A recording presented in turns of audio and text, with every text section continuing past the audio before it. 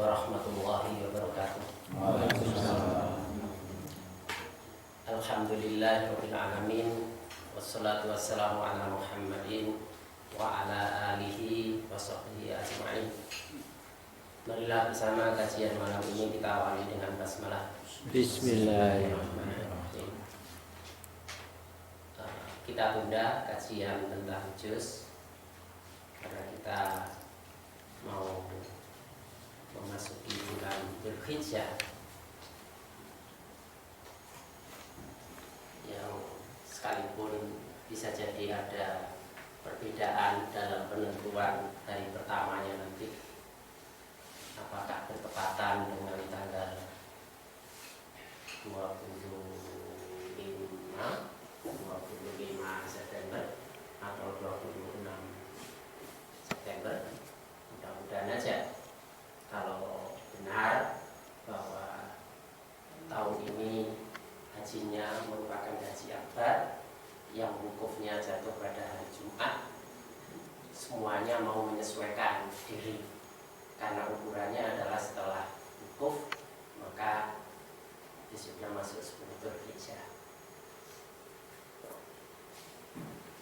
10 hari pertama bulan Dzulhijjah itu sebagai bulan yang utama, bulan yang agung, yang termasuk sebagai hari-hari Allah, ayyamillah. Ini termasuk hari-hari Allah. Ada 10 hari pertama yang utama, itu pada 10 akhir bulan Ramadan. 10 hari utama berikutnya adalah awal bulan Dzulhijjah, dan 10 hari yang lain nanti pada awal bulan Muharram. Kita menyegarkan pemahaman kita untuk bisa memaknai dan mengisi 10 hari pertama bulan Dzulhijjah dalam rangka meningkatkan kualitas taqarrub kita, ketaatan kita kepada Allah. Karena 10 hari pertama bulan Dzulhijjah itu sebagai hari-hari Allah, maka menjadi ukuran bagaimana seorang hamba di hadapan Allah. Dia mengutamakan Allah ataukah yang lain pada hari-hari Allah tersebut. Rasulullah mengatakan pentingnya 10 hari yang pertama di bulan Dzulhijjah,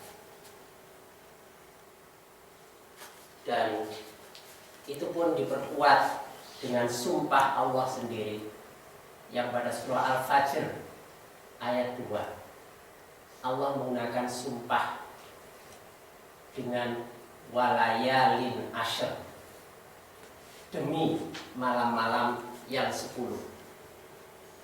Malam yang 10 ini dimaksudkan adalah 10 hari pertama di bulan Dzulhijjah. Wal fajr, demi waktu fajar, dilanjutkan ayat keduanya, dan demi malam yang 10. Apa artinya ketika Allah bersumpah? Ini menggunakan waw qasam. Orang bersumpah itu bila mana? Menunjukkan kesungguhan. Menunjukkan kesungguhan. Tapi mengapa yang bersumpah melakukan sumpah? Karena yang dihadapi adalah kenapa? Ragu. Iya, ragu, tidak percaya. Kalau kita omong-omongan dengan orang itu tidak percaya, maka kita bersumpah untuk membuat dia percaya. Ini menunjukkan bahwa kalau 10 hari awal bulan Dzulhijjah itu utama, dikatakan utama oleh Allah, tapi kebanyakan manusia meragukan atau kurang mempercayai, sehingga Allah perlu bersumpah dalam hal ini. Inilah mengapa kita mau kedatangan bulan Dzulhijjah itu kita singkat makna 10 hari awal Dzulhijjah, supaya kita bisa mengisinya secara tepat sesuai dengan yang dikehendaki oleh Allah. Kita menghitung dari kata yang ada pada surah Al-Fajr ayat 2, layalin ashrin, lam ya alif lam, lam 23, ya 30 tambah alif 31, kemudian lam yang akhir 23. Jumlah seluruhnya 77. Jumlah lam dan ya alif 54. Ya alif dan lam juga 54. Jumlah lam dengan lam 46. Ini jumlah seluruhnya 77. Ini angka yang muncul dari layalin. Kemudian dari kata ashrin, ain 18, shin 13, ro 10. Jumlah seluruhnya 41.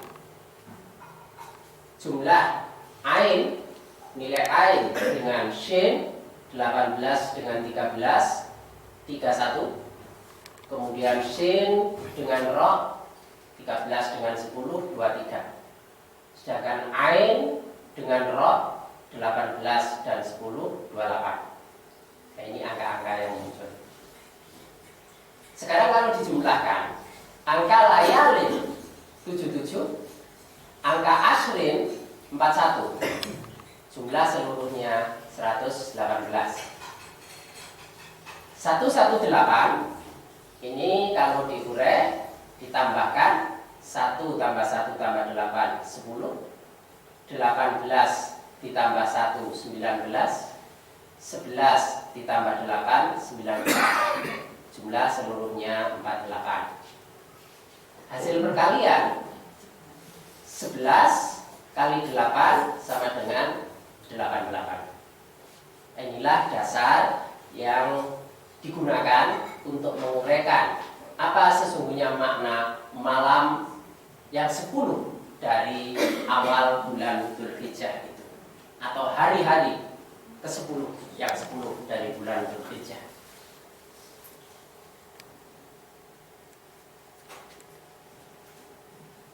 Apa? Nyalinnya agak keteteran ya kalau gini? Karena ini sudah jadi lebih dulu. Iya. Jadi harus belajar nulis lebih cepat lagi sekarang. Berarti tambah pintar nanti. Itu kopi, Pak. Oh, di fotokopi, di copy paste nanti.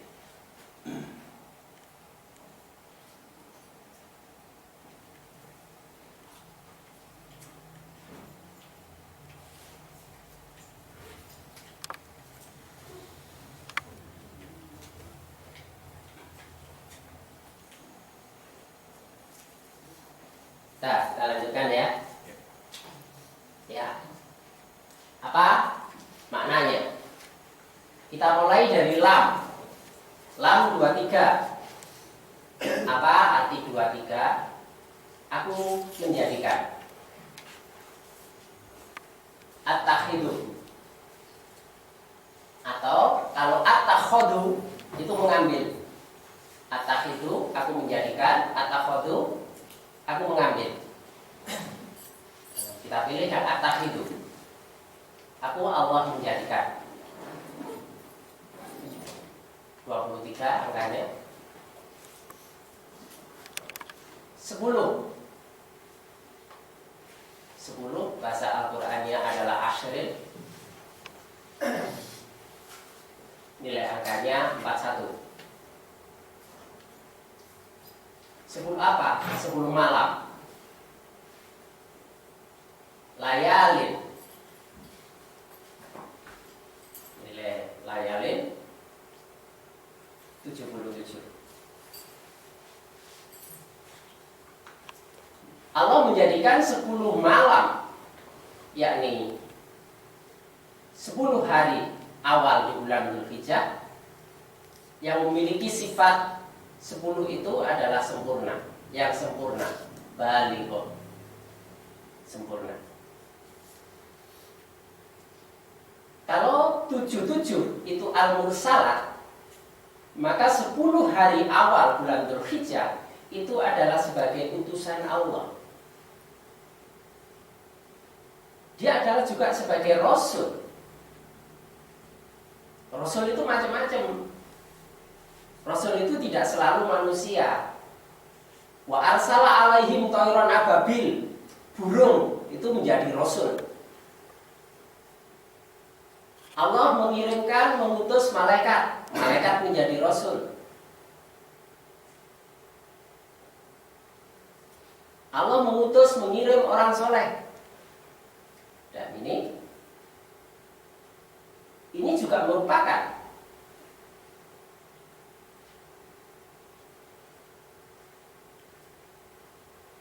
pengemban risalah Allah. Tujuannya adalah untuk mengingatkan. Kalau 7 ditambah 7 itu sama dengan 14. 14 itu robun, pembentuk kata tarbiyah. Dari ro, ba, akhirnya terbentuk kata tarbiyah. Perutusan ini dalam rangka melaksanakan pendidikan Allah, pendidikan robbani. Kenapa? Pendidikan robbani yang sesuai dengan fitrah. 7 kali 7 itu 49. 49 itu fitrah. Ini penjelasan tambahannya.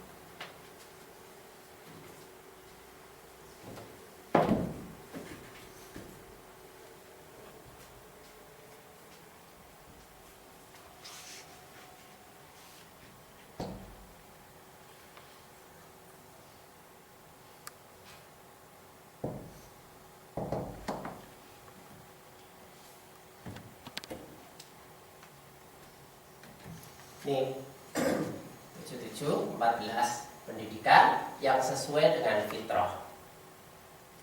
Maka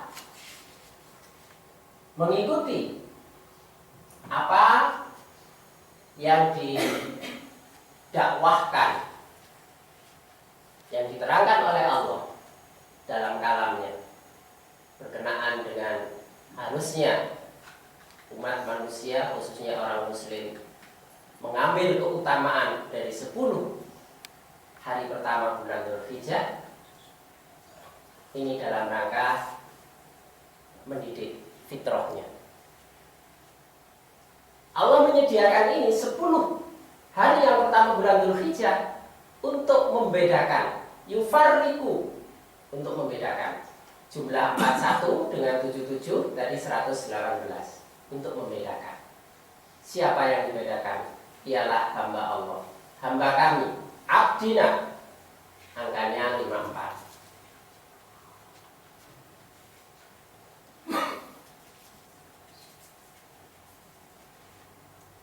Allah membedakan hamba-hambanya di antara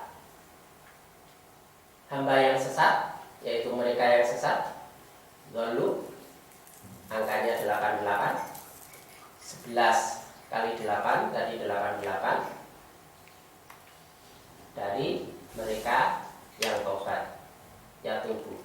Berbeda antara mereka yang tetap mengambil jalan kesesatan dan mereka yang mengambil jalan pertobatan.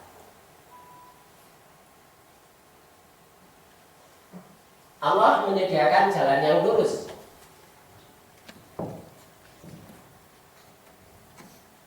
Mereka yang tetap meniti jalan yang lurus, ini sebagai siratal mustaqim, itu dia istiqomah di jalan Allah. Tapi ada yang mengambil jalan yang lain, ini jalan sesat. Ketika ia kembali ke jalan yang lurus, ini disebut tobat. Berbeda antara mereka yang sesat, tetap dalam kesesatannya, dan mereka yang ingat ketika menyimpang segera kembali mengambil jalan pertobatan, kembali ke jalan yang lurus. Itu nanti akan tampak sebagaimana sikap manusia ketika memasuki 10 hari yang pertama dari bulan Dzulhijjah.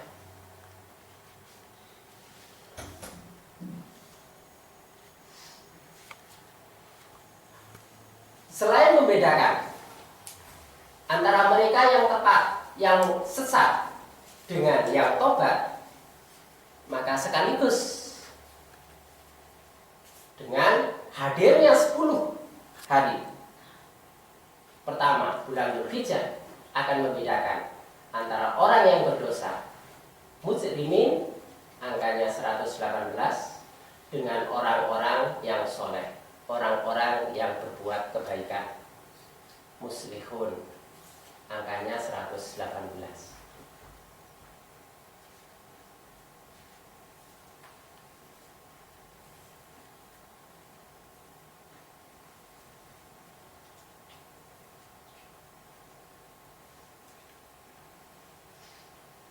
Karena itu kalau kita simak ayatnya antara surah 11 ayat 8 dengan surah 8 ayat 11, insya Allah ayatnya itu menjelaskan sesuatu yang bertolak belakang.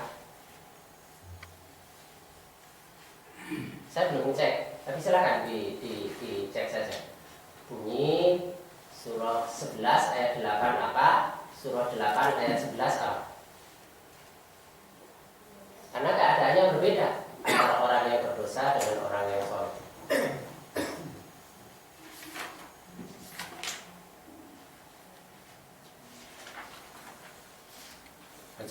Ya. Surah 8 ayat 11. Ya. Dan sesungguhnya jika kami undurkan azab dari mereka sampai kepada suatu waktu yang ditentukan, niscaya mereka akan berkata, apakah yang menghalanginya? Ingatlah, di waktu azab itu datang kepada mereka, tidaklah dapat dipalingkan dari mereka, dan mereka diliputi oleh azab yang dahulunya mereka selalu memperolok-olokkannya. Itu surah 8 ayat 11 ayat 8. 11 ayat 8. 11 ayat 8 berbicara tentang Azab. azab bagi orang-orang yang suka mengolok-olok, yaitu cerminan orang yang berdosa. Sekarang surah 8 ayat 11. Surah 8 ayat 11. Ingatlah ketika Allah menjadikan kamu mengantuk sebagai suatu penentraman daripadanya, dan Allah menurunkan kepadamu hujan dari langit untuk menyucikan kamu dengan hujan itu dan menghilangkan dari kamu gangguan-gangguan setan, dan untuk menguatkan hatimu dan memperteguh dengannya telapak kakimu. Ya. Nah, surah 8 ayat 11 bicara tentang karunia Allah yang menurunkan kantuk sebagai penentram. Nah, maksudnya itu Allah menurunkan ketenangan. Dijadikan orang-orang yang soleh itu memiliki hati yang tenang. Berbeda dengan hati yang senantiasa gelisah. Dari ini sudah jelas apa yang membuat seseorang itu menjadi tenang tentram atau senantiasa gundah gulana hatinya. Surah 11 ayat 8 menyatakan kegelisahan, kegundahan itu sebagai siksaan untuk orang yang berdosa. Ketentraman adalah nikmat Allah bagi orang-orang yang berbuat kebaikan. Surah 8 ayat 11. Allah menurunkan ketentraman pada hati orang-orang yang berbuat kebaikan. Karena itu dalam hadis riwayat Imam Ahmad pun Rasulullah menyatakan, idza qassarul abdu fil amal ibtalahullahu bil hammi. Apabila orang itu tekor dalam amal kebajikannya, maka akan ditimpakan kegoncangan hati pada orang itu, kegelisahan, ketidakenaan, ketidaktentraman. Nah, tujuannya apa? Allah menjadikan itu supaya kembali manusia itu mengambil jalan pertobatan, karena telah ada yang salah dalam perjalanan. Allah menurunkan ketentraman dan menurunkan air hujan itu sebagai rahmat. Air hujan simbol rahmat dan petunjuk. Karena petunjuk Allah, wahyu Allah itu diibaratkan sebagai air yang diturunkan. Nah, air itu sifatnya adalah membersihkan, untuk membersihkan kamu, mensucikan kamu. Dengan air itu kotoran, debu, dosa-dosa itu dibersihkan. Ini sebagai simbol bahwa semua amal ibadah itu adalah juga dalam rangka pembersihan. Apa yang membuat manusia tidak tenang? Itu banyaknya debu pada hati. Lalu dengan amalan-amalan soleh, debu itu dibersihkan oleh air itu. Air itu punya fungsi membersihkan, menumbuhkan, dan menyegarkan. Karena itu tadi sumpahnya pada surah 89 Al-Fajr itu simbol dari kesegaran. Beda antara orang yang berdosa dengan orang yang soleh. Orang berdosa akan ditimpa kegelisahan, akan bayangan azab Allah. Orang-orang soleh akan tentram hatinya dan hidup dalam petunjuk karena dalam siraman rohani wahyu ilahi. Itu perbedaan keadaan manusia sebagaimana diterangkan surah 11 ayat 8 dan surah 8 ayat 11. Maka dengan hadirnya 10 hari pertama dari bulan Dzulhijjah, maka Allah juga hendak membedakan antara orang yang angkuh sombong dengan orang yang tunduk khusyuk di hadapan Allah.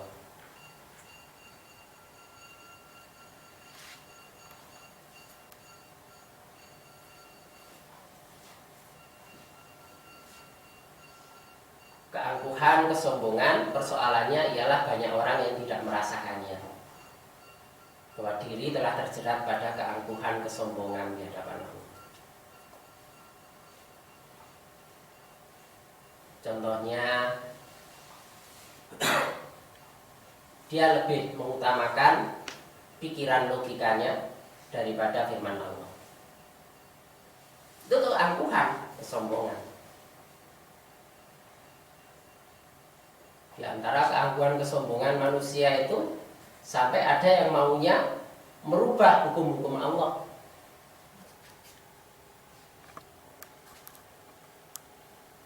Misalnya soal waris yang dianggap tidak adil, itu bagian dari keangkuhan. Padahal keterbatasan berpikirnya saja ia melihat itu sebagai ketidakadilan. Padahal Allah menegaskan, wa ma utitu minal ilmi illa qalila. Allah tidak memberikan ilmu itu kecuali hanya sedikit. Dan Allah memberikan akal itu dengan kemampuan yang sangat terbatas. Kalau secara fisik fungsinya itu pada otak, otak itu sangat kecil. Banyak hal yang tidak bisa masuk di dalamnya. Sehingga orang banyak mengatakan nggak masuk akal, nggak masuk akal. Kenapa nggak masuk akal? Akale cilik, lah akale gede, akeh iso mlebu. Akale cilik gak iso mlebu. Orang yang khusyuk tunduk. Berbeda antara yang angkuh sombong dengan orang yang khusyuk. Itu nanti akan tampak bedanya. Ketika manusia mengisi, melewati, mengalami 10 hari pertama di bulan Dzulhijjah. Allah membedakan semuanya itu agar diketahui. Liuk lama untuk diketahui. 118 angkanya. Tanda-tanda mereka. Simahu 118.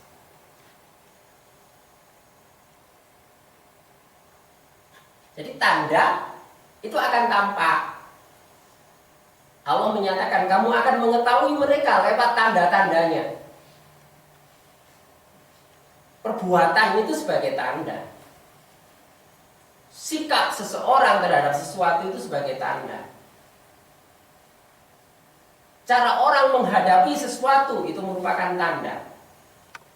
Dan kamu bisa mengenali mereka lewat ucapan-ucapannya. Omongan orang itu akan menjadi tanda. mereka termasuk orang yang beriman, amanu 77, ataukah mereka termasuk orang yang ingkar, yulhidun 118. Ini tersingkap untuk orang yang berpandangan tajam, mudah mengetahui perbedaan itu. Sebagaimana Allah juga membedakan mereka, maka itu akan diketahui oleh orang-orang yang berpandangan tajam. Siapa yang sesungguhnya beriman dan siapa yang sebenarnya ingkar.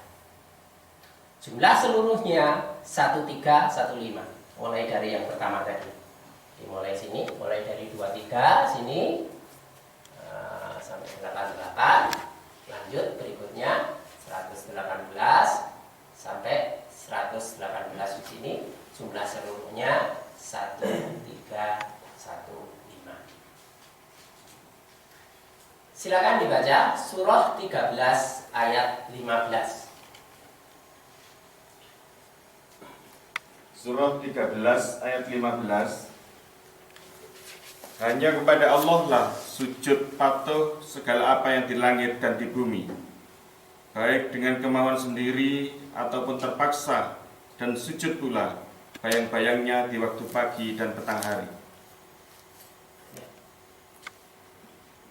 Walillahi yasjudu man fis samawati wal ardi tau'an wa karhan wa dhilaluhum bil ghuduwi wal asal. Dan hanya kepada Allah lah sujud patuh. Yasjudu segala apa yang di langit dan di bumi, baik dalam keadaan senang, kemauan sendiri untuk taat atau senang, ataupun terpaksa, dalam keadaan senang, ridho, ataupun terpaksa. Mungkin ini diartikan senang saja. Dalam keadaan suka, ketaatan, dasar ketaatan, ataupun terpaksa. Dan sujud pula bayang-bayangnya di waktu pagi dan petang hari. Terhadap perintah Allah, ada manusia yang taat. Tawa'ah itu taat. Dengan suka. Dan sifat yasjudu ini angkanya kan 55.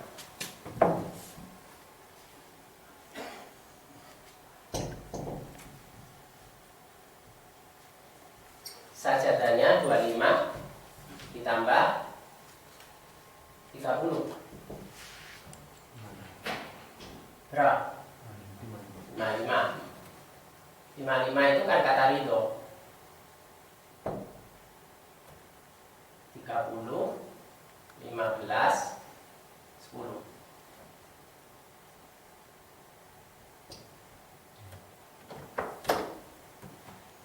Jadi harusnya fitrah sujud itu dengan keridhaan, dengan kesukaan. Itu yang namanya bersujud dengan tau'ah.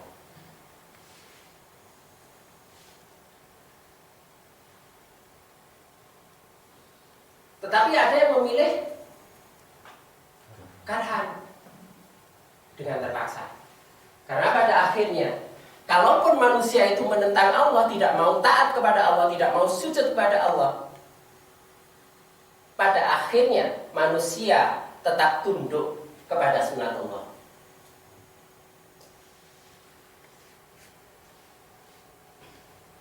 Jadi siapa sesungguhnya yang menentang Allah? Itu hanya pikirannya, hanya iktikadnya. Tapi sunatullah, ada bagian-bagian diri manusia yang mau tidak mau mesti tunduk kepada Allah. Bahwa kaki kita menjejakkan ke bumi, itu bagian dari sujud patuh kepada Allah. Gerak organ tubuh kita, itu bagian ketundukan kepada sunatullah. Semua akhirnya pada akhirnya manusia mati, mau tidak mau, suka ataupun terpaksa, itu akan dialami. Jadi sesungguhnya ketika manusia tidak suka, pada akhirnya ia akan terpaksa akan mengikuti sunatullah. Karena itu ini sebagai bahan renungan. Kalau keadaannya seperti itu, apa artinya menentang dan ingkar kepada Allah? Karena mau tidak mau akan kembali kepada kehendak Allah. Tidak ada yang bisa menentang. Suka ataupun terpaksa akan mengikuti sunatullah. Hanya hati yang senantiasa menolak untuk tunduk kepada Allah yang akan diberikan kesempatan untuk merajalela penentangannya. Tapi pada akhirnya semua akan dikumpulkan dan kembali kepada Allah.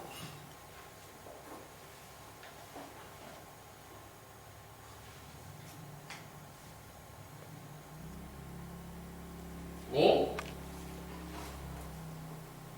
10 hari pertama akan terlihat tanda-tanda orang yang sujud taat kepada Allah, patuh kepada Allah dengan serba ridho, suka, kemauan sendiri ataupun terpaksa akan tampak.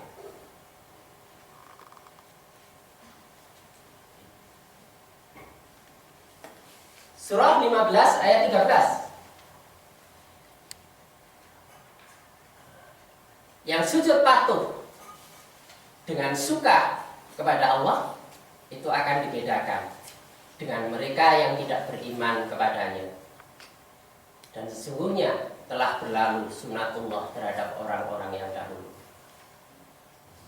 Terhadap orang yang tidak beriman, mau tidak mau akan masuk pada sunatullah.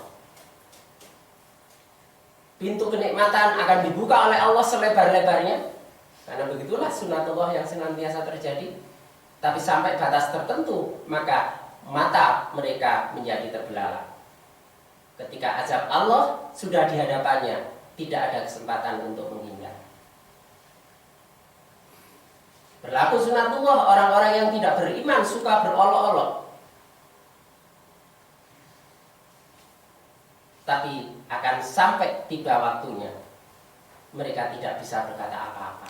Mereka tidak memiliki hujah apapun di hadapan Allah. Lalu yang ada hanya penyesalan. Sekiranya aku diberi kesempatan untuk hidup yang kedua kalinya, sekiranya aku diberi kesempatan untuk kembali dengan amalan yang lebih baik, tapi semuanya sia-sia. Mengapa mereka tidak beriman? Surah 51 ayat 13, yaitu hari pembalasan itu ialah pada hari ketika mereka diazab di atas api neraka. Ini yang sudah tidak bisa dihindarkan lagi. Di akhirat api neraka, di dunia adalah kegelisahan hidup. Itu nanti yang akan membedakan antara hamba Allah sejati yang sujud kepada Allah dengan suka atau memilih menentang, dan kalaupun mengikuti sunatullah itu dengan ketidakridhoan atau terpaksa.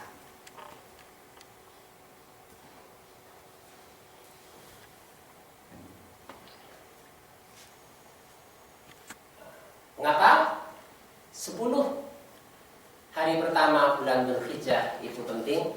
Karena Rasulullah sendiri bersabda, "Ma min ayyamil amal salihu fiha ahabba ilallah min hadhil ayyam."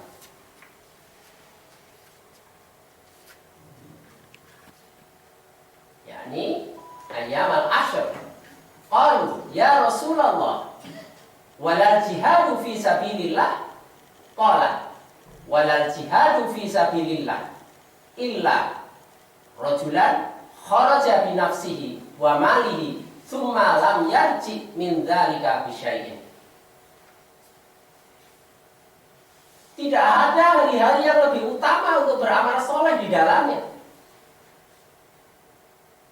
yang lebih disukai oleh Allah.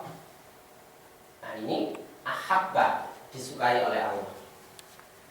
Kembali kepada angka tadi 1315.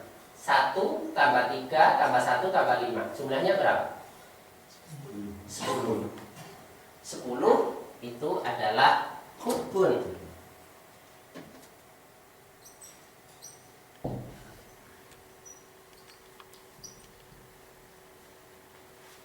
10 itu hubbun, cinta. Jadi yang membedakan antara mereka yang iman sejati dengan mereka yang sesungguhnya ingkar, antara orang yang angkuh dan orang khusyuk, yang berdosa dan orang soleh. Kemudian yang di atasnya tadi, antara yang sesat dengan yang tobat adalah bagaimana kadar kecintaan. Kadar kecintaan. Kalau berbuat kepatuhan itu dasarnya cinta, maka dalam menjalankan ketaatan itu senantiasa serba ridho, serba suka.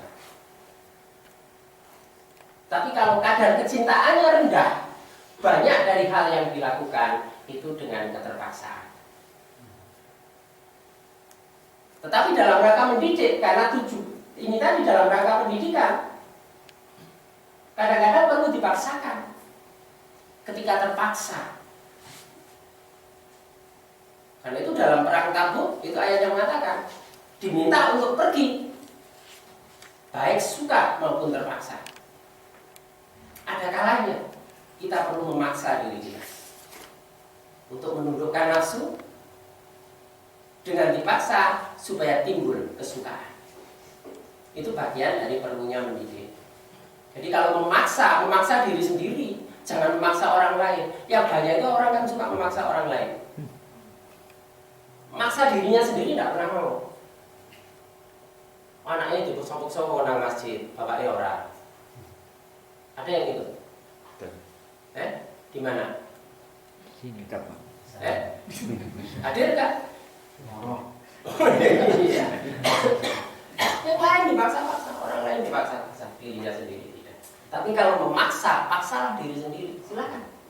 Itu dalam rangka mendidik nafsu. Ada kecintaan yang menentukan. Nah, bagaimana pengisian 10 hari bulan Dzulhijjah? 10 hari pertama bulan Dzulhijjah itu akan tampak antara orang yang sungguh cinta dengan yang tidak. Karena 10 hari awal bulan Dzulhijjah itu banyak amalan-amalan, dan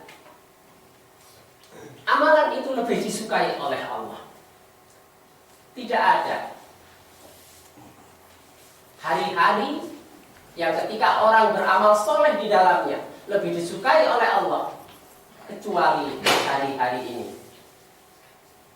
yakni Ayyamul Ashr, hari yang 10 pertama di bulan Dzulhijjah. Ada yang bertanya sahabat, qalu ya Rasulullah, walal jihadu fi sabilillah, termasuk bahwa berbuat di 10 hari pertama bulan Dzulhijjah itu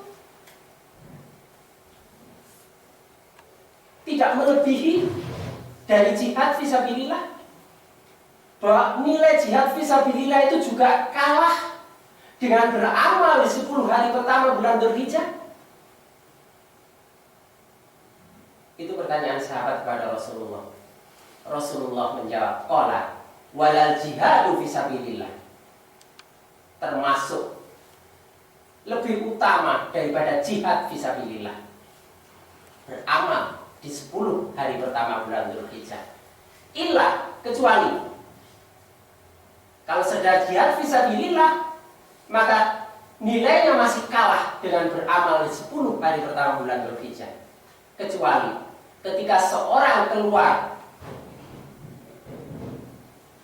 dengan membawa jiwanya, dirinya dengan diri dan hartanya, kemudian ia tidak kembali lagi pulang ke rumahnya. Badannya, jiwanya tidak kembali, hartanya juga tidak kembali. Jadi kalau ia gugur, mati syahid dalam fisabilillah, maka nilainya bisa mengalahkan.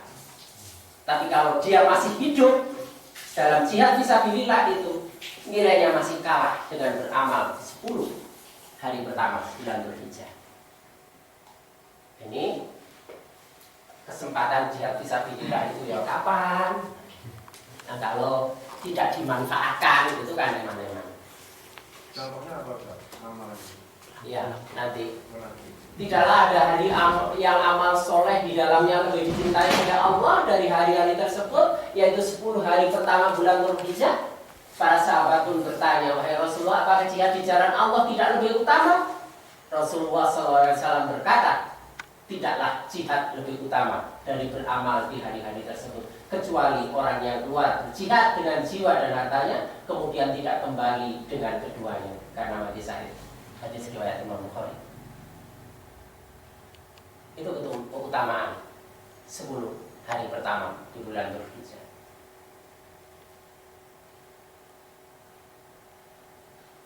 Mengapa? Pada 10 hari pertama di bulan Dzulhijjah, ma min ayyamin ahabbu ilallah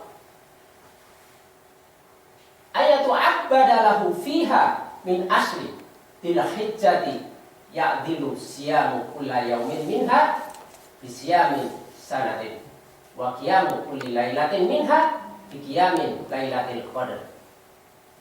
Tidak ada hari-hari yang lebih disukai oleh Allah, ahabba ilallah, untuk digunakan beribadah, untuk dimanfaatkan beribadah, sebagaimana halnya hari-hari 10 bulan Dzulhijjah.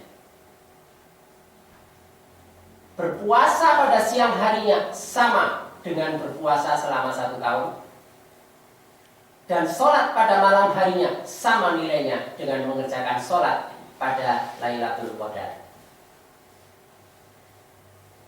Wes, Lailatul Qadar orang tahu ketemu, diberi kesempatan.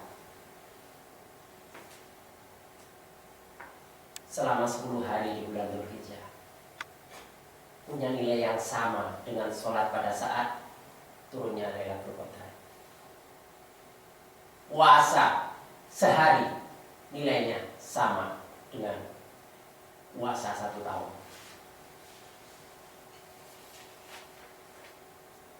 Masanya itu apakah dari tanggal 1 sampai tanggal 10 itu? Imam Nawawi menegaskan boleh berpuasa, disunahkan berpuasa mulai tanggal 1 sampai tanggal 9. Tanggal 10-nya haram puasa. Tanggal 1 sampai 9 silakan. Ketika puasa tanggal 1 sampai 9, 1 sampai 8 itu nilainya seperti puasa 1 tahun. Kecuali pada tanggal 9 nilainya 2 tahun. Pada hari Arafah.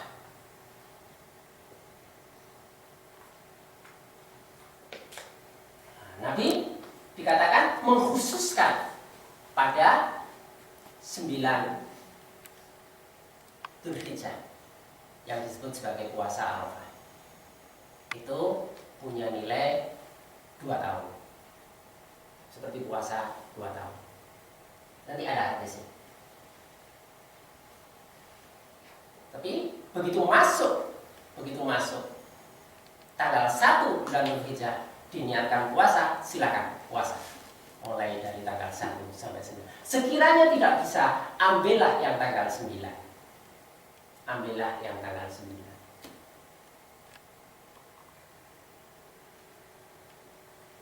Nah, tadi tentang puasa dan sholat. Lalu hadis riwayat Ahmad menyatakan, "Ma min ayyamin 'azama 'indallah wal ahabba ilahi min 'amalin fihinna min hadhil ayyamil ashr." Tidak ada hari-hari yang dianggap lebih agung oleh Allah SWT dan lebih disukai untuk digunakan sebagai kesempatan untuk beramal sebagaimana hari pertama hingga ke-10 Dzulhijjah ini. Karena itu perbanyaklah pada hari-hari itu bacaan tahlil, takbir, dan tahmid. Jadi puasa itu syariahnya boleh mulai tanggal 1 sampai tanggal 9. Tapi kalau tanggal 1 sudah lewat, puasalah tanggal 9 saja.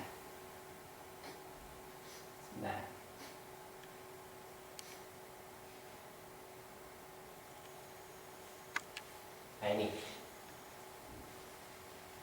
Suila an shaumi yaumin Arafah. Rasulullah SAW pernah ditanya tentang puasa hari Arafah. Ini puasa pada tanggal 9. Beliau menjawab, puasa itu menghapus dosa 1 tahun yang lalu dan 1 tahun berikutnya. Jadi nilainya 2 tahun. Ini puasa yang tanggal 9. 1 sampai 8 yang lainnya itu punya nilai 1 tahun.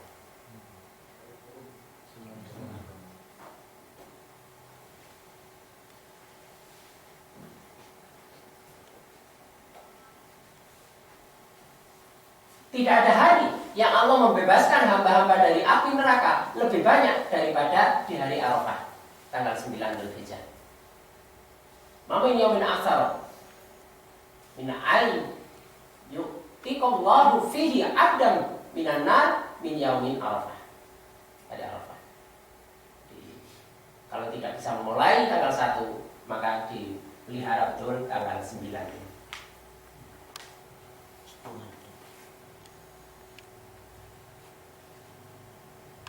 Lalu tahlil, takbir, dan tahmid itu bukan hanya pada malam hari raya, sudah bisa dimulai pada 1 Dzulhijjah.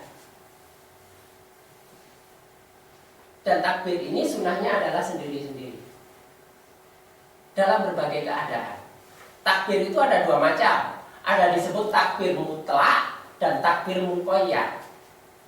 Muqayyadnya yang ditentukan, yang dikhususkan itu mulai tanggal 9 ba'da subuh, tanggal 9 Dzulhijjah.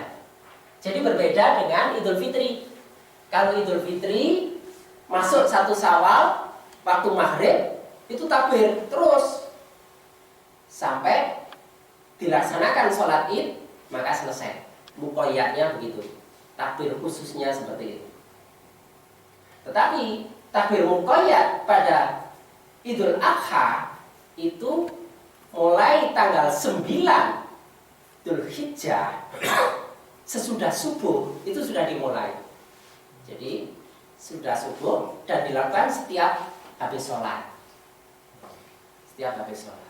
Jadi subuh tanggal 9 itu sudah mulai takbir. Terus zuhur, asar, maghrib, terus malam hari rayanya. Bis isya, bersubuh sampai lanjut sampai hari tasyrik nanti. Tapi prakteknya biasanya kan sama saja. Kita baru mendengar takbir itu setelah maghrib. Ketika masuk hari ke-10. Padahal hari ke-9 secara muqayyad harusnya sudah takbir. Bahkan secara mutlak dianjurkan untuk memperbanyak tahlil, takbir, dan tahmid sejak hari pertama. Mutlak itu artinya tidak ada ketentuan kapan saja. Ini amalan-amalan yang dianjurkan pada 10 hari pertama bulan Dzulhijjah. Lalu keutamaan bulan Dzulhijjah itu apa sih? Karena pada 10 hari bulan Dzulhijjah tidak ada hari yang terkumpul berbagai amalan ibadah yang disyariatkan pada waktu itu.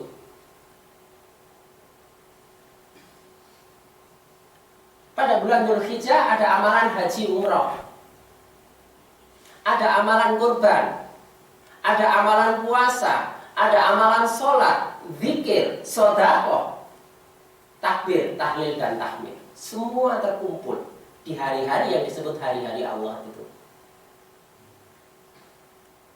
Yang berkemampuan haji umroh pada bulan itu, yang tidak melaksanakan ibadah kurban, yang tidak dilakukan di bulan-bulan yang lain. Ibadah puasanya ada, anjuran sholatnya ada sholat Id pada 10 Dzulhijjah. Baik sholat wajib maupun sholat sunnah dilipat gandakan keutamaannya.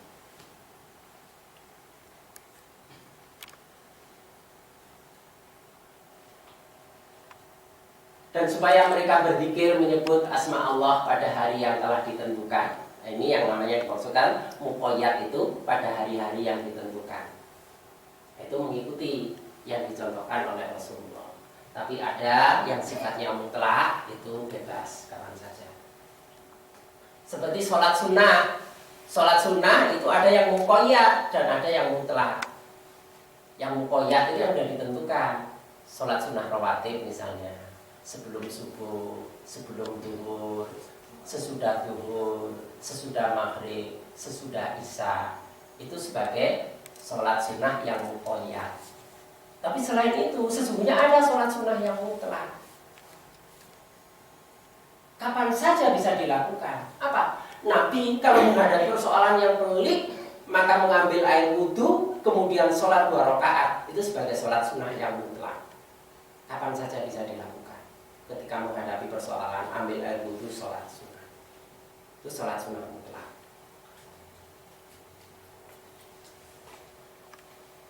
Barang siapa melakukan syiar Allah, maka sesungguhnya itu menunjukkan ketakwaan hati. Nah, ini hari-hari untuk mengagungkan syiar-syiar Allah pada 10 hari pertama bulan Dzulhijjah. Ini tadi sudah kita sampaikan. Rasulullah pernah ditanya tentang puasa hari Arafah, beliau menjawab puasa itu menghapus dosa 1 tahun yang lalu dan 1 tahun berikutnya. Tidak ada hari yang Allah membebaskan hamba-hamba dari api neraka lebih banyak daripada di hari Arafah, yakni 9 bulan Dzulhijjah. Dan hari yang paling utama di dunia adalah hari Nahr, kemudian hari Qar. Hadis riwayat Abu Dawud dan Nasai, disahihkan oleh Syekh Al-Albani. A'dhamul ayyami indallah yaumun nahr. Ini hari yang ke-10. Yaumun nahr.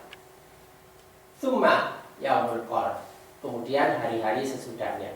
Ini maksudnya adalah hari tasyrik. Nah, ketika melewati hari pertama dan seterusnya, dan yang paling utama yaitu pada hari yang ke-10. Karena di dalamnya di sini ada pelaksanaan kurban dan juga sholat Idul Adha.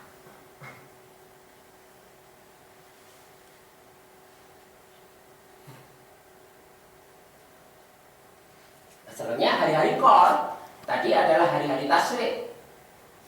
Hari tasyrik atau yang disebut Ayyamul Minnah. Pada teks hadis yang lain, Ayyamut Tasyrik itu disebut Ayyamun Minnah. Hari-hari ketika jamaah haji ada di Mina adalah hari-hari untuk menikmati makanan dan minuman, serta hari-hari untuk berzikir kepada Allah. Jadi intinya kalau gitu, mulai 1 hari, hari pertama sampai 10, dilanjutkan 11 sampai 13. Keutamaannya adalah memperbanyak zikir kepada Allah, tahlil, takbir, dan tahmid. Itu yang diperbanyak. Itu dilengkapi dengan ibadah-ibadah utama, sholat wajib maupun sholat sunnah, puasa sunnah, sedekah wajib maupun sunnah, berkorban atau haji. Untuk yang berniat berkorban, begitu masuk tanggal 1 Dzulhijjah, maka dianjurkan untuk tidak memotong kuku dan memotong rambut sampai binatang korbannya disembelih. Ini diantara sunnah yang diajarkan. Karena itu kalau sekarang rambutnya mulai gabrik, kukunya mulai panjang, hitam lagi, ya dibersihkan dulu sebelum masuk bulan Dzulhijjah. Karena setelah masuk tanggal 1 Dzulhijjah itu hukumnya makruh untuk memotong kuku maupun memotong rambut bagi yang mau berkorban. Tidak boleh dipotong kecuali binatang yang mau dikorbankan sudah disembelih. Kalau nyembelihnya tanggal 13 ya setelah tanggal 13 itu baru dipotong.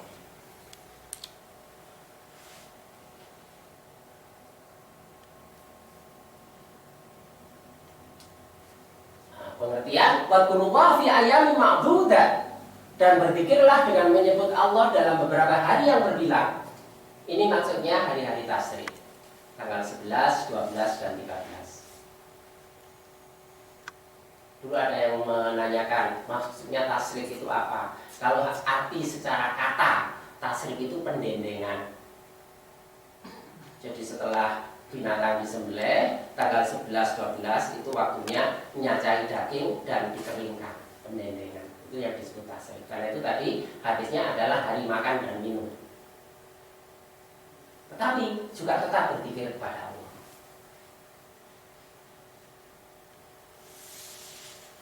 Ya, ini apa itu yang perlu kita pahami tentang keutamaan 10 hari yang pertama di bulan Dzulhijjah.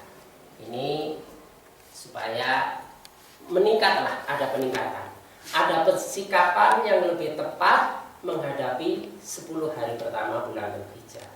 Kalau yang lalu-lalu dibiarkan berlalu begitu saja tanpa greget hati untuk meningkatkan ibadah, setelah diterangkan seperti ini, ya mudah-mudahan kita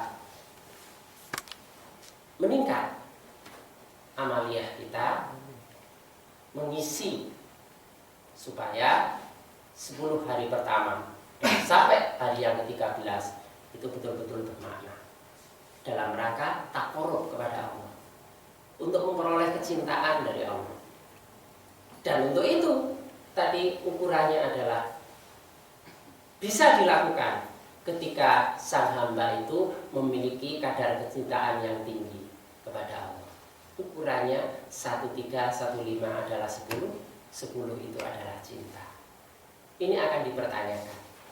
Hamba yang cinta kepada Allah, maka dia akan mengorbankan kepentingan diri, kepentingan nafsu untuk mengutamakan, mengisi hari-hari Allah itu dengan pendekatan diri kepada Allah. Tapi kalau ia masih cinta pada nafsunya, maka hari-hari Allah akan berlalu begitu saja. Udah banyak yang lalu terlewati dengan kekurangan-kekurangan, ada kesempatan tutuplah semuanya itu dengan mengisi 10 bahkan 13 hari pertama dari bulan Dzulhijjah. Ada pertanyaan? Silakan. Kalau misalkan puasa juga niatnya kurang Pak, tapi tahajudnya masih kencang, gimana Pak? Pada 10 hari Puasanya? udah amal sudah. Oh iya. Tahajudnya. Oh iya. Jadi ngempengno tahajud. Ya tetap dapat keutamaan itu, bahwa sholat tahajud pada 10 hari pertama bulan Dzulhijjah nilainya seperti sholat ketika terjadi Lailatul Qadar. Ini nggak mengurangi. Tidak, ya. Tinggal kita diberi kesempatan untuk mengumpulkan sebanyak-banyaknya. Jadi kalau kita butuh sesuatu, semua fasilitas itu disediakan. Maka tergantung seseorang mau ngambil seluruhnya atau mau ngambil sebagian. Nah, kalau memang kemauannya agak lemah, ya mungkin sebagian aja.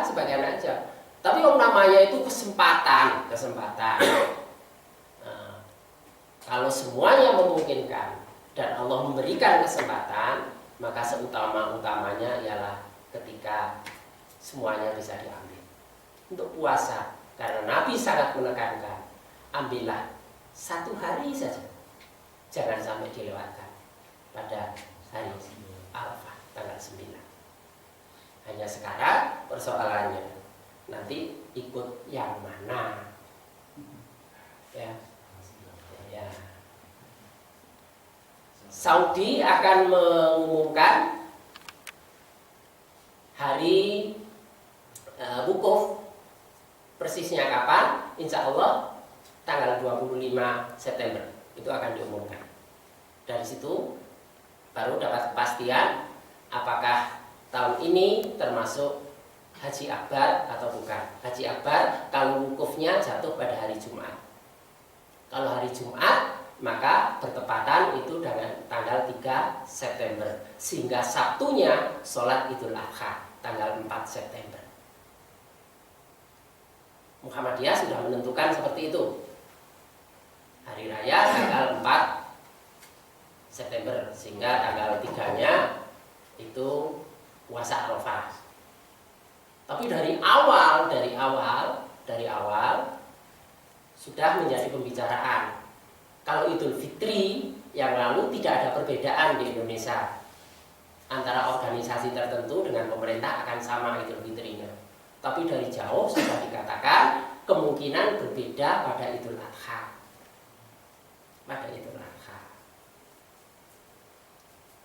Tetapi marilah kita bersikap. Syariatnya ialah ketika orang-orang yang haji itu sedang wukuf, maka saat itu adalah hari Arafah. Maka besoknya adalah sholat Idul Adha, hari Nahr.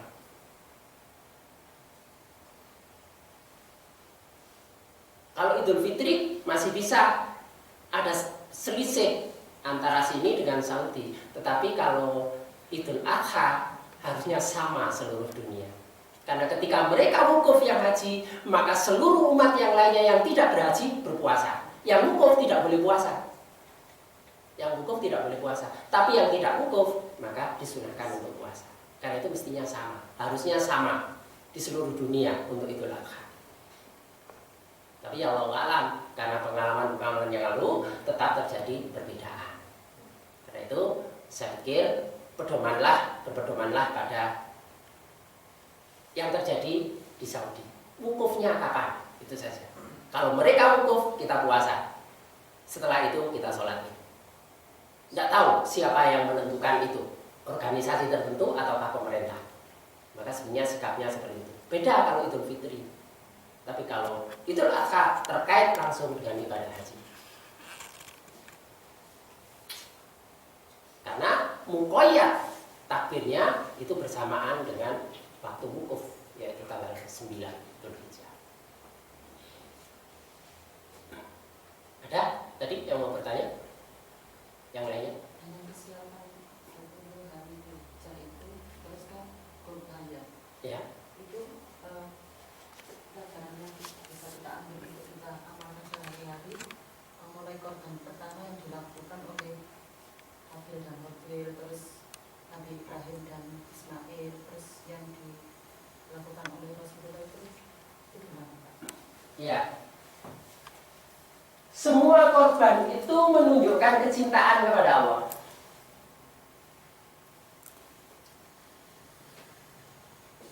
Lan tanalul birra hatta tunfiqu ma tuhibbun. Kamu sesungguhnya tidak sampai kepada kebajikan yang sejati sebelum kamu mengorbankan apa yang kamu sukai. Jadi keutamaan itu, kecintaan itu diwujudkan mau mengorbankan apa yang dicintai. Untuk menunjukkan cinta kepada Allah, maka diri yang dikorbankan. Mulai ajaran dari Qabil dan Habil mengorbankan apa yang dicintai. Karena itu dia memilih binatang yang paling bagus untuk dikorbankan sebagai bukti ketulusan. Itu yang berbeda dengan Qabil. Dia memilih hasil tanaman yang paling dulu. Nah, sudah. Kalau kita berkorban, kita infak, yang diberikan itu yang baik atau yang buruk? Duwe panganan, dikekno itu lek wis mblenger apa sik kaya seneng-seneng. Ngekeki pakaian, iku kira-kira tas tuku isi anyar, apa sing wis bekas-bekas. Ya. Ya ini. Tinggal tanpa ada perbedaannya tadi untuk dibedakan mana yang Qabil, mana yang Habil. Tapi juga jangan serampangan. Juga jangan serampangan. Infak tetap pada kadar kecintaan.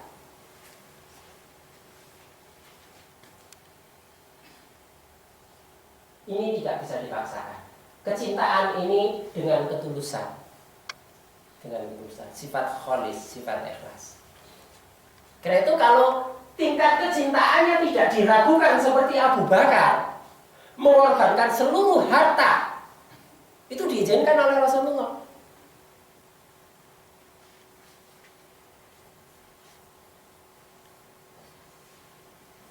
Apa yang ditinggalkan Abu Bakar? Hanya Allah dan Rasulnya. Diizinkan oleh Rasulullah. Tapi ada sahabat yang lain datang, ikut-ikut Abu Bakar, membawa seluruhnya. Tapi Rasulullah menerima hanya separuh. Separuh saja. Yang separuh untuk dirimu dan keluargamu. Ada yang datang lagi, diterima sepertiganya. Ada yang datang lagi, diterima seperempatnya. Seperempat itu sudah banyak. Ini apa? Karena Rasulullah tahu kadar kecintaan di antara sahabat-sahabatnya. Kalau memang kecintaannya itu memang bundar seser, tidak ada kelowak sama sekali, mengorbankan semua yang dicintai, silakan. Ukurannya apa? Ukurannya apa? Apakah itu nanti mendapat balasan segera dari Allah atau tidak? Tidak menggoyahkan hati. Ya, ukurannya. Misalnya kita mengorbankan harta yang kita cintai, semua yang kita infakkan, ukurannya. Ketika tidak mendapat balasan segera dari Allah, tidak menggoyahkan hati. Kalau sudah diinfakkan, terus cari balasannya luwih apik. Siji oleh balasan 10, iku 10 dino, 10 bulan, 10 tahun kok orang balik-balik 10. Ini nyangkut kadar kecintaan. Itu termasuk sahabat-sahabat yang ditolak, tidak diizinkan untuk memberikan semuanya. Jadi kalau memang bundar seser kecintaannya, silakan mengorbankan yang paling dicintai. Tapi kalau tidak, terus hanya nambah longsor, ngersulok sesuatu yang penting diinfakkan, ya kena pada ayat. Jangan engkau meninggalkan keluargamu dalam keadaan lemah. Karena orang mukmin yang kuat itu lebih disukai oleh Allah daripada yang lemah. Lemah dalam segala pengertian, termasuk yang kuat ekonomi dibanding yang lemah ekonomi. Jangan engkau tinggalkan keluargamu dalam keadaan lemah. Tanya. Ya. Kurban nggak punya uang, hutang itu boleh nggak? Nggak usah. Ya, nggak usah. Nggak usah. Kalau jual barang silakan. Tapi ojo nelongso. Terus barang itu ojo alat utama. Terus sepeda motor didol. Mari ngono ora iso kerja. Terus ngemis. Ya ini salah. Saya ada dulu itu jalan dari Dinoyo, terus sandalnya diberikan ke orang, terus Mayono melakukan panasan nang omahku jaluk sandal. Ini sajane orang-orang saya infak model ini. Repot ya ngene.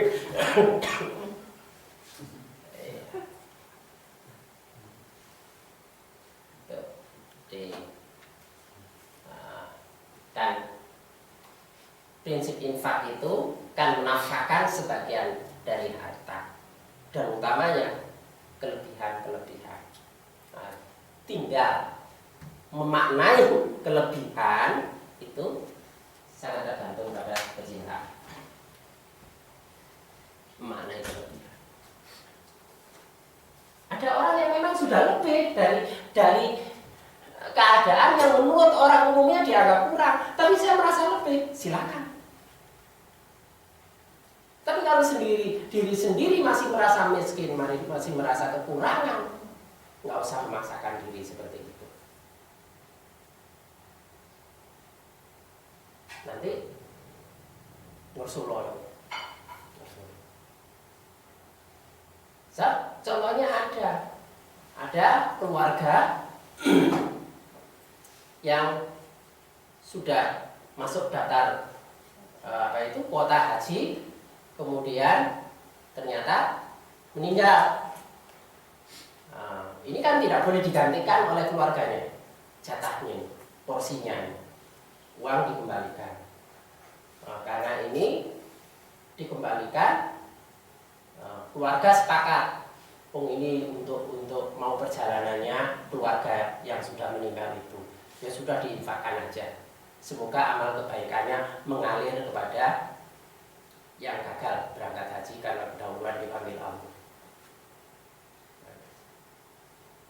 Tidak lama setelah itu, rezeki yang dialirkan oleh Allah itu berlipat ganda. Tahu itu, ada orang yang niru. Jadi ada keluarganya juga meninggal. Tonggo sebelah ini biar nih kok diinfakno, main balik akeh. Enaknya ini diinfakno ae. Nah, ini kan niatnya sudah lain. Karena betul ketika diinfakkan enggak ono sing balik. Ya tetap seperti biasa. Tidak seperti yang dibayangkan. Ya ini karena kadar kecintaan, kadar keikhlasan yang berbeda. Karena itu tidak perlu memaksakan diri kalau sampai kita termasuk haji juga dengan utang. Nah, alhamdulillah kalau kemudian pemerintah itu sudah menutup model talangan haji. Haji menjadi kacau pendaftarannya itu kan ada bank yang memberikan talangan untuk mendapatkan porsi, sehingga akhirnya daftar tunggu jadi sekian lama. Kesalahan itu akan berbuntut pada kesalahan-kesalahan yang lain. Ya, mudah-mudahan nanti ada perbaikan, paling enggak model talangan uang muka haji sudah ditutup. Model talangan itu sudah tidak diperbolehkan, alhamdulillah. Ini untuk korban tidak usah utang. Nah, kalau punya utang itu harus dilunasi dulu sebelum infak. Masih ada yang lain? Baik, kalau tidak ada untuk kajian kali ini kita akhiri. Jadi maaf saya menunda kajian juz 13 karena ini merupakan hal penting untuk difahami untuk meningkatkan amal ibadah kita. Jangan sampai tahun ini kita melewatkan begitu saja hari yang sangat utama yang merupakan hari-hari Allah. Mudah-mudahan kita diberi kemampuan oleh Allah untuk mengisi dengan amalan soleh yang itu akan mendekatkan diri dan membuat kita memperoleh cinta Allah SWT. Kita akhiri kajian malam ini dengan hamdalah. Alhamdulillahirabbil alamin. Assalamualaikum warahmatullahi wabarakatuh.